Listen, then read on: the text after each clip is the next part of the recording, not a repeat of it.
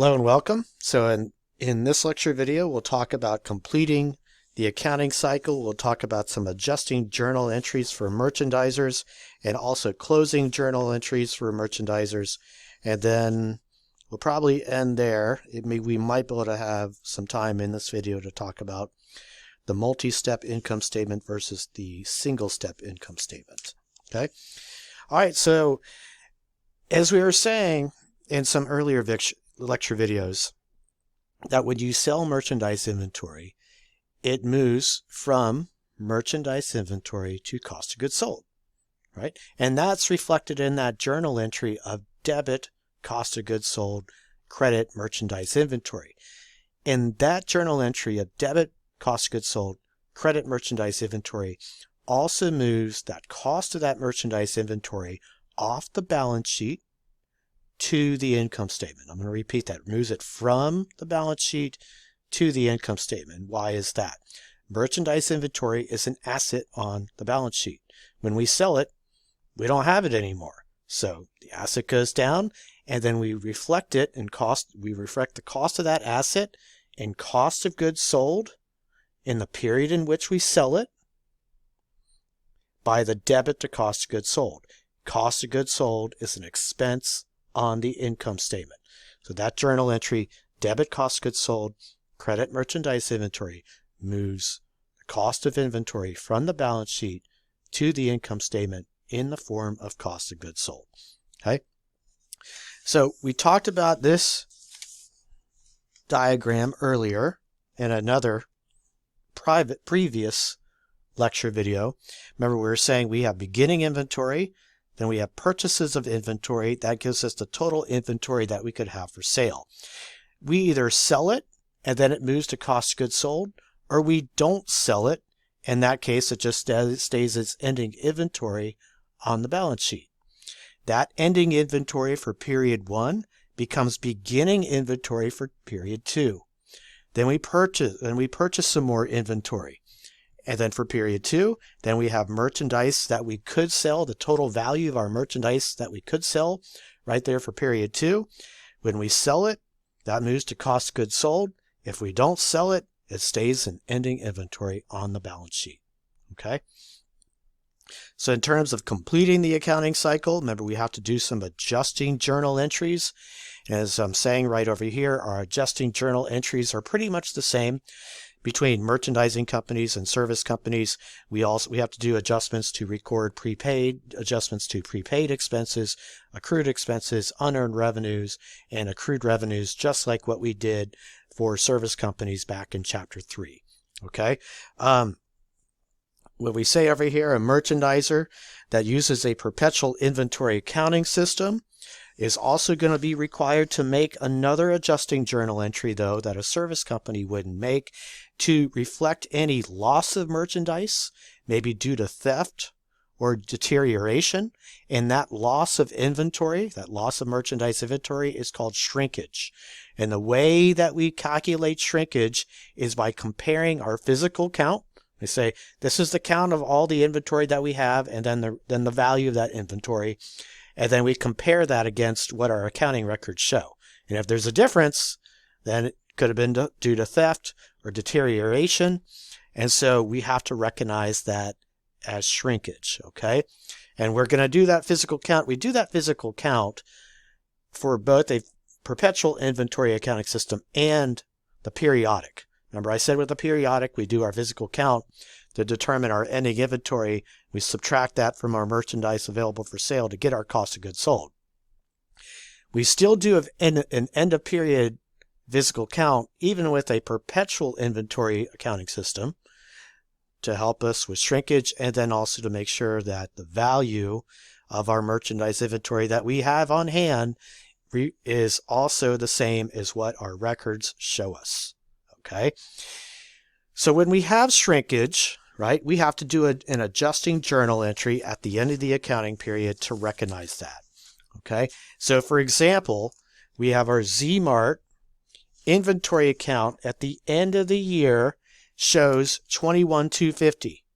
This is what our merchandise inventory account shows at the end of the year, okay, in merchandise inventory. but a physical account says that only $21,000 worth of inventory exists. What is the journal entry to recognize the shrinkage? Well, it's a $250 difference, right? So what I have over here is I have my T account for merchandise inventory, and what it's showing me is $21,250. But what it needs to be is $21,000, right? Because we did our physical count. And we probably counted it a couple times just to make sure. And we probably even had multiple counters. People counting it just to make sure we're right. And we're saying, you know what? This is right. It should be 21,000, not 21,250. So what do we have to do? And why do we, well, again, why do we have that? We could have that difference because of some theft. Maybe just lost some inventory.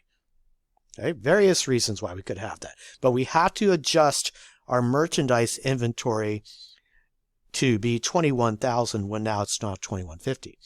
So this is a debit balance, right? Because it's an asset. How do I decrease an asset? With a credit. So I'm going to credit merchandise inventory. How much do I credit it by? 250. The difference. Right there. The difference by 250. Now I have my 21,250 minus my 250. That gives me my 21,000. And that's what it should be. Okay? So we know we're going to credit merchandise inventory, but what do you think we debit? If you said cost of goods sold, you're right. Okay? So we do this on 1231.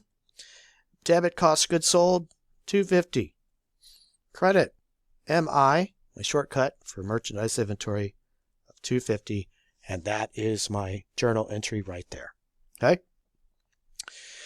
So in terms of preparing our financial statements, remember we're talking about, the accounting cycle here. We did our adjusting journal entries.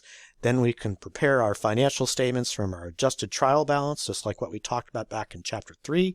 And then eventually we'll talk about our closing journal entries for merchandisers. So with our preparing our financial statements, so we can do our income statement for our merchandiser, differs from a service company because we have net sales, right? Merchandising company has that, service company does not. They don't have sales. Service companies don't have the sales discounts, returns, and allowances. Okay. Merchandise companies do. And merchandise company also has the cost of goods sold. Okay. Service companies do not. So that's how the income statement differs between a merchandiser and a service companies. Okay. Cost of goods sold and those gross profit accounts and net sales. Also, the balance sheet is different. How is the balance sheet different? Well, we have merchandise inventory with the merchandiser. We don't have merchandise inventory with a service company. Okay, so that extra merchandise inventory account shows up in current assets. Let's talk about closing journal entries for merchandising. They're pretty similar. We close out our revenue accounts to income summary. Then we close out all of our expense accounts to income summary. Well, here's the thing. We have some additional accounts that we have to close out.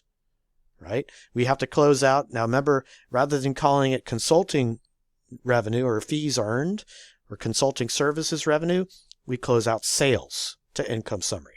That's our revenue accounts, right? But then we also have these sales discounts, returns, and allowances, which are additional accounts that we have to zero out. Those are temporary accounts for our merchandising company. They need to be closed out to income summary. Now, let's take a look about how to do that. If we look at this right over here, our figure right over here, the first step is we'll close out sales to income summary. So our first journal entry is similar to what we did back in Chapter 4. We debit our revenue accounts, which in this case is our sales. So we debit sales, we credit income summary. That's to close out our revenue accounts, which is sales for a merchandising company. The next one is we have to zero out all of our expense accounts, depreciation, salaries, insurance, rent, supplies, advertising. But we also have cost of goods sold for a merchandiser. Cost of goods sold has a normal balance of a debit. So to zero it out, to give it a zero balance, I have to credit it. Sales returns and allowances and sales discounts also have normal balances of a debit. So to give those accounts a zero balance, I have to credit them. So I will credit my sales discounts, sales returns, and allowances for their dollar amounts. I add up all those, the sales discounts, sales returns and allowances, cost of goods sold, and other expenses, and then I debit income summary for their total. So here my step 2, debit income summary, credit sales discounts, credit sales returns, credit cost of goods sold, credit depreciation expense, credit salaries expense, credit insurance expense, rent expense, supplies, and advertising expense. Then, just like what we did back in chapter 4, we move the balance of income summary to capital. So we close out income summary. In this case, we have net income, right? We do have net income. So we would debit our income summary for $12,900. We would credit capital, just like what we did back in chapter 4. And then the last step is to close out the withdrawals, debit to the capital, credit withdrawals, just like we did in chapter 4. Okay. And it turns out I do have some time to talk about the financial statement formats. Let's talk about the multi-step income statement. Okay. So let's see that on the next page. Our multi-step income statement right over here shows us our sales minus our sales discounts, sales returns, and allowances gives us net sales. Then net sales minus cost of goods sold gives us gross profit. Then what we have is our operating expenses. And we divide our operating expenses into selling expenses and general administrative expenses. Selling expenses are defined as all those expenses that you incur to get the product, to sell the product to the customer and get the product to the customer. Okay, that's what we mean by selling expenses.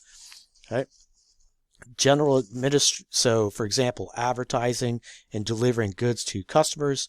General administrative expenses are those expenses that support general management of the company, general management of the firm. So such as depreciation on office equipment, office salaries expense, insurance expense, rent expense, other office supplies. So then we have our total operating expenses, and then we take our gross profit minus our total operating expenses, gives us our income from operations. And then what we have is other revenues and gains, such as interest revenue. These are classified as non-operating. Gain on a sale of building, if we sell a building. Could have a gain. We sold it for more cash than its book value, which means we have a gain. And then we also have interest expense. We have our total other gains and expenses. Okay, other revenue and gains, for $2,000. Subtract that from our income from operations, and then we get our net income of $14,900. All right. So that's our multi-step. So it's showing a lot of detail. Our single step, on the other hand, which we see on page 108, just says, here's our net sales. So we're not breaking out. We're not showing, for example, our total sales, discounts, returns, and allowances. We just say, here's our net sales.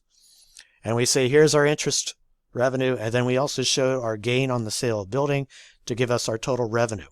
Okay. So there's no attempt here on the single step to also break out operating revenues from non-operating revenues. Okay. We just group it all together. And then we show, and there's no attempt here. As you can see, we have cost of goods sold on the expense side, selling expense, general administrative, and interest expense. No attempt to break out selling and admin expenses into their subcomponents. So we don't say, here's how much depreciation on salesperson's cars we had. And here is the salaries expense for salespeople. Here is the salaries expense for the Chief Information Officer. We don't go into that level of detail here. This is much higher level, and it doesn't break it out between operating and non-operating. Okay, so the single step is much more high level. The multi-step is much more detailed.